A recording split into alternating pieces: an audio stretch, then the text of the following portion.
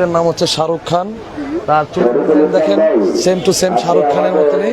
তো এই শাহরুখ খান বিক্রি হয়েছে এক সৌদির ব্যবসায়িক বড় ভাই নিছে। তো আর আরও কাস্টমার আসতেছে, এই যে দুইটা নিয়ে কথাবার্তা চলতেছে। মোটামুটি অন্যান্য বছরের তুলনায় এই বছরের উটের রেসপন্সটা ভালো দেখতেছি। আর অনেকেই আগ্রহ প্রকাশ করতেছে, ধরেন এই উটকে সংগ্রহ করার জন্য। আসলে এগুলি তো বলা যায় হাতির মতো বড় বা হাতির চেয়ে একটু দাম বেশি। কারণ আপনারা অনেকে কথাই বলে যে হাতি মূল্য 10 লাখ টাকা, যে হাতির দাম 10 লাখ, ওটার দাম 20 থেকে 30 লাখ।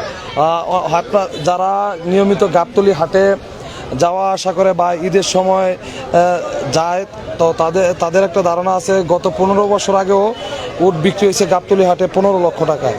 আর এখন বর্তমানে সব কিছুর দাম অনেক বেশি। যেটা ছিল 10 টাকা, এখন ওটা হচ্ছে 150 টাকা। তো এই 15 বছরে কিন্তু সব কিছুর দাম অনেক বেড়ে গেছে, কিন্তু আমাদের উটের দাম কিন্তু বাড়াইতে পারেনি। এই দেখেন, এই উটটা বিক্রি করছে শাহরুখ খান মাত্র 24 লক্ষ টাকায়। আমাদের কিনা কস্টিং প্লাস খরচ মেনটেন্যান্স মিলে লস।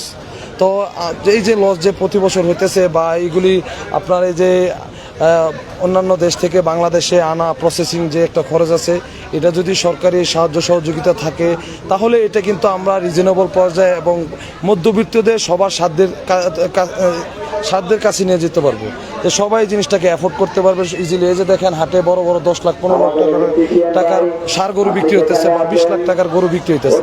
এই যে দেখেন, আজকে একটা খবর দেখলাম এই ইউটিউব চ্যানেলে, আপনার গরুর দাম চাইতেছে 1 কোটি।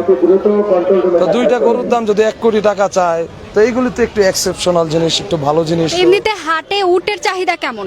হাটে মোটামুটি আল্লাহর রহমতে ভালো চাহিদা আছে। আপনার তো এখন তো দুপুর টাইম, আসলে একটু লোকজন কম। আর দুপুর টাইমে তো কাস্টমার বা ক্রেতা আসে কম। মূলত উটের পার্টি আসে রাত্রে।